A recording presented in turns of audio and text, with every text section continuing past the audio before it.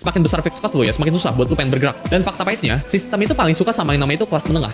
Karena kelas menengah itu punya slip gaji, ya masih punya alamat, masih punya nomor telepon, terus saya punya rasa malu, pengen punya mimpi itu masih ada. Sedangkan orang yang miskin, kelas miskin, itu nggak punya alamat, nggak punya nomor telepon, mereka itu nggak punya gadget, nggak punya gaji bahkan. Jadi gimana cara nagih? Nggak bisa. Sedangkan yang orang kaya itu punya resource ya buat menyembunyikan itu semua. Kadang orang kaya itu nggak ada KTP-nya, alamatnya itu bukan alamat mereka, jadi ketika ditagih susah. Nomor teleponnya itu kadang bukan nomor telepon mereka, tapi nomor telepon orang luar negeri. Slip gaji mereka itu dimain-mainin. Misal kalau kalian tahu, beberapa perusahaan itu CEO-nya itu sengaja cuma dibayar $1.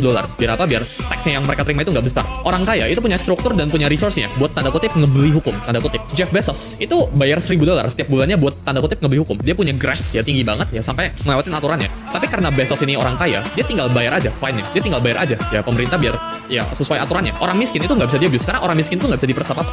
Sedangkan orang yang menengah ya itu bisa di-abuse. Orang yang menengah itu punya gaji yang pas-pasan, ya mereka itu nggak bisa afford buat punya resource yang gila. Mereka nggak punya struktur apa-apa, yang mereka punya itu pas-pasan. Otak mereka itu susah buat mikir jauh karena ketika mereka mikir jauh, mereka harus mikirin buat besok kayak gimana, buat bulan depan kayak gimana. Otak mereka itu mikirin itu from month to month ya, dari paycheck to paycheck. Ini atau enggak cek ke website kita content.com.